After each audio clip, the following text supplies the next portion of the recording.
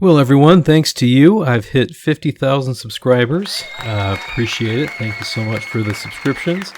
Let's make a play button to celebrate that with 50,000 subscribers engraved on it. In fact, let's make this text follow an elliptical path this time, just to make it a little bit more interesting. So let's start making this in Alibre now. So here in the part modeling environment, I'll sketch on the XY plane. And I'll make an arc. In fact, I'll do a rim point arc. And we'll make this a radius of 20. And bring this back down. Make sure that my endpoints here are horizontal to each other. And then I'll make a tangent arc here and here. Make sure that my endpoints on this arc are vertical as well.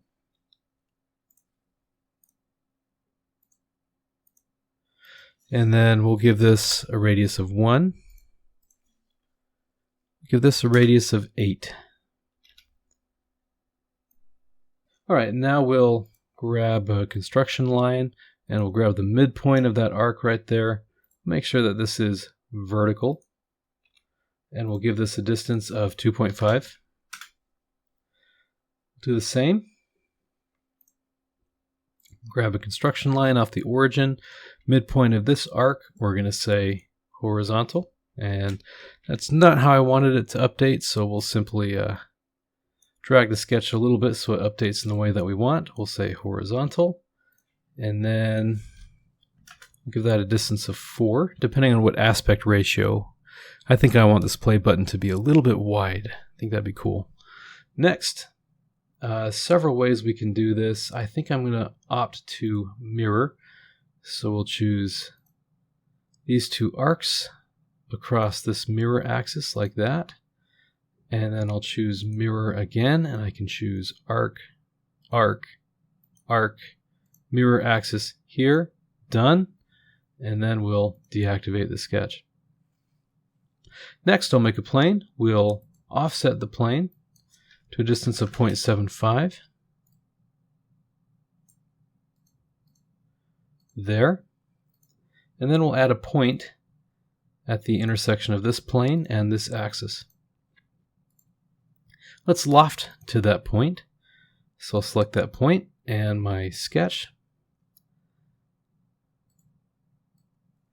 And for tangency, I'll go with 0.5 and 0.5.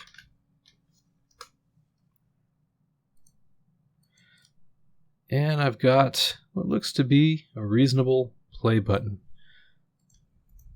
Next, let's set up a series of surfaces. So the first thing I'll do, we'll go to Surface, Delete Face, and then I'll offset, which in this case is thicken, right? I choose my surface to thicken, and we're going to say 50 thou, or 0.05. And of course we've thickened into a solid. So first things first, we'll say delete face. And I like selecting from the tree. I also can hold Control on my keyboard. I also can use some hotkeys to try to select my surface as well, but let's go with faces, and I can also use Shift and just select all of the faces. There we go. Delete that. Very, very good. Next, delete face. We'll select this one face that goes all the way around, and now I have two offset surfaces that are 50 thou apart, right? So this surface on the inside, I'm going to say is my play button surface. So we'll rename that in the tree.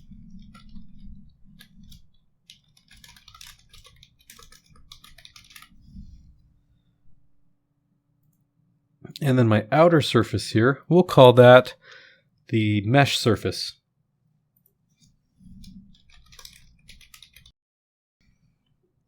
And then I think I want one surface beyond that. So I'm going to thicken surface, and we'll thicken that to, yet again, 50 thou. And then of course I can delete face once more.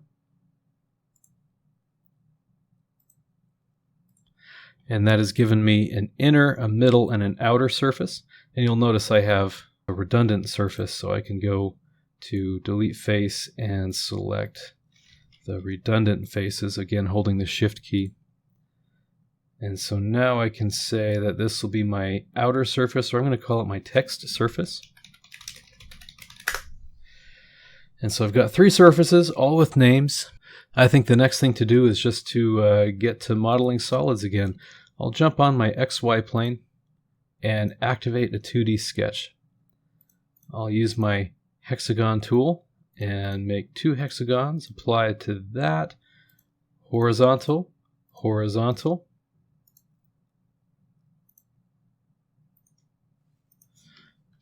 3 inches, 5 inches. We'll say that this line is 0.5. Make a line from here to here, and we'll give this a perpendicular constraint to there. We'll give that a distance of 0.125, and then we'll make sure that our hexagons have equal length lines. And that sets us up very nicely to make a pattern. When I pattern this, I can take the horizontal and vertical distances between the centers of the hexagons. And now we'll go with linear pattern, and I can select my axes to define the direction. So I guess first I'll say linear path, and then it grabs my x-axis. Next, I want to have 0.858, and I want to double that. So I can pull up a calculator here. 0.858 times 2, and that's 1.716. And then I'll change the direction. And there we have a pretty consistent distance between these two, and I can up the number of instances. Next, let's do a second linear path. And now we're going to go vertical. And look at that, it is almost exactly right. So 0.496. 0.992, so we're just needing about 1/8 thou off, 0.992, and then up the number of instances there, and that should be good. Obviously, you can fully define this sketch. It would just take a lot of work. I'm going to take the easy way out and just say if I need to change anything, I'm going to delete the pattern and then repattern these two after I've made my change. We'll draw a rectangle around the origin. Doesn't have to be exactly in the middle. I think my origin is actually over here somewhere. But we'll deactivate, extrude. Distance of 5 is just fine by me. So now we have our mesh surface, right? This is our middle surface in between these other two, and this is meant to define the boundary of our mesh. So let's simply go to Surface, Trim Model with the surface, and then if you can tell, we're trimming the inside of this. We really want to trim the outside, so we're going to reverse this and trim everything on the outside of this surface. And there we have it. So if I hide my mesh surface and my text surface, you can kind of see this surface represents what our play button surface is going to be, and we have our mesh that is right around this, right? So I can hide this, and it gives you a sense of just how we've trimmed out that hexagon pattern. I think that's a really cool thing we can do in Alibre. So I'm going to show all my surfaces again, and this time I want to trim my mesh one more time. I'll do this with the inside surface here, right? So we're going to say Trim Model. We're going to choose this inside surface. Done. And if I hide my surfaces once more, I just think it's going to be fun to look at this sort of constant thickness mesh thing that we've got going on. Kind of a fascinating geometry that you can make in CAD. All right. So next thing's next, right? We want to fill in this bottom part and terminate it with this surface. So there's a few things that we can try. I'm going to go ahead and try one thing, though I seriously doubt it's going to work. I think it's just something that we need to vet out so we know that it doesn't work and the video makes more sense in the way that I do things, right? So I'm going to import the edges of this surface. Of course, they should come in as either arcs or splines. So I've selected all the edges on my inner surface. We'll maintain association. Source. Maintain association to source, rather. And then if I extrude, what if I say to next? Well, I get an error here, right? Because this is a surface, and I'm using the edge of the surface to terminate the feature. I think we probably have a non-manifold or zero thickness thing going on, so it looks like to next won't work. Of course, maybe I shouldn't give up that easy, right? We'll say extrude, we'll say to geometry, but I can only choose one face of this geometry, so that presents a problem as well. So I think let's delete that sketch, and instead we'll go to surface. I'll go to thicken, and we'll thicken this surface. 0.1 is just a fine dimension. Right, so we've thickened the surface to 0.1. Now we have like this hollow play button going on, which also could be a cool concept. But let's say that I want this to actually be, not hollow. So I'll activate a sketch on this face. I'll do the same thing.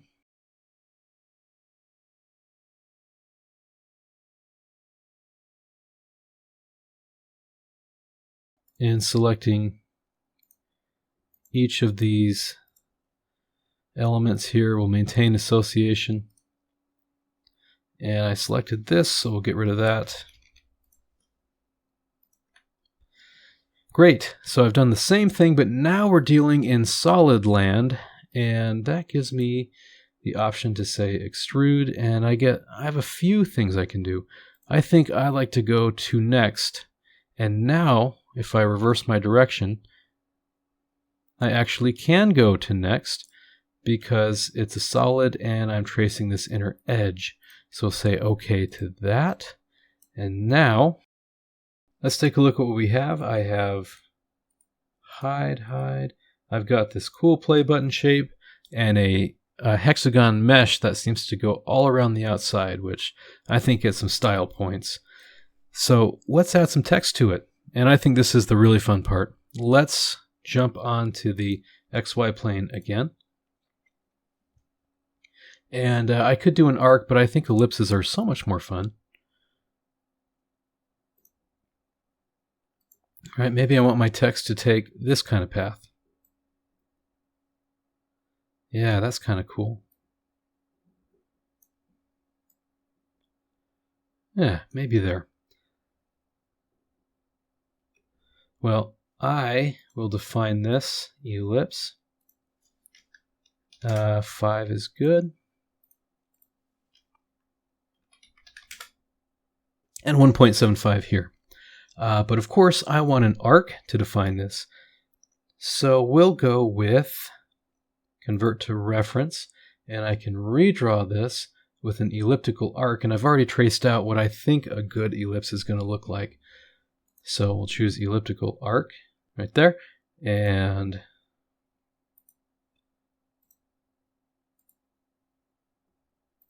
there is our elliptical arc. And I can dimension this. Endpoint to endpoint, let's go with 6.85.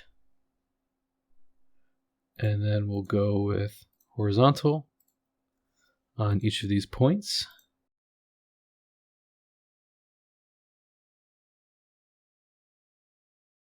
All right, so now let's add sketch text. Name of the channel.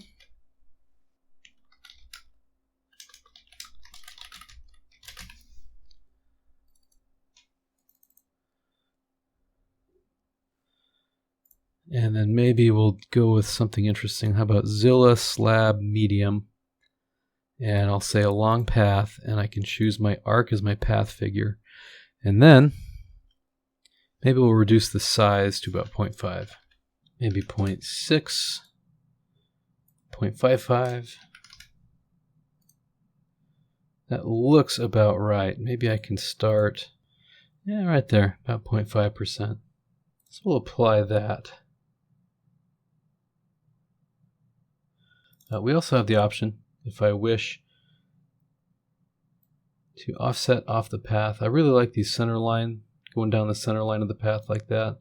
So I'll say -0.5. I think that maintains really good spacing between the letters. So say OK to that. Now, same thing, right? We want to put 50,000 subscribers on the bottom. Elliptical path would look pretty cool. So we'll choose elliptical arc. There. And then I can start on one side and on the other. And then we'll do horizontal from one point to another point. Excellent. So we're fully constrained there. All we have left is our sketch text.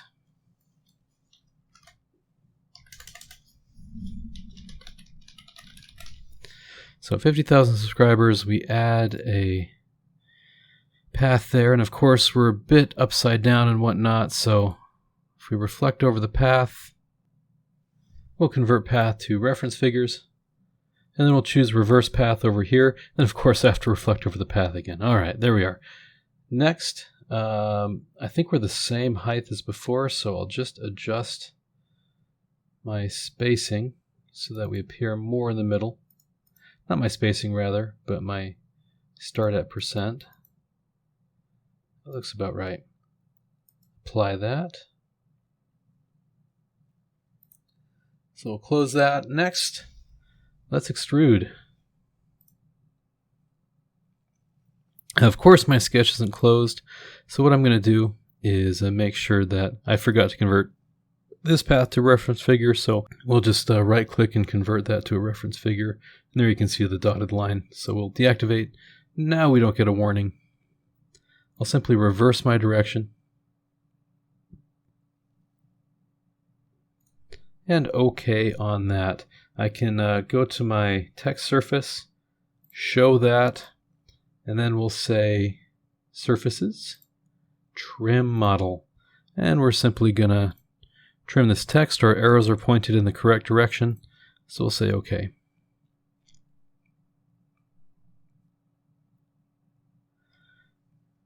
And then I can go back to hiding my surface, and there's our play button so far. So I think there's one more thing to do. We'll jump on the plane that we made that had an offset of 0.75 right here, plane 1. And just with that highlighted, we'll go to model and activate a sketch. Got to make the actual play symbol on there. So I'll make a construction line, and then one more construction line. We'll make a play triangle here. And we'll choose the midpoint constraint, and we'll say I want this point to be the midpoint of this line, this point to be the midpoint of this line, this point to be the midpoint of this line. And then we're going to make sure that these three lines are equal. Make sure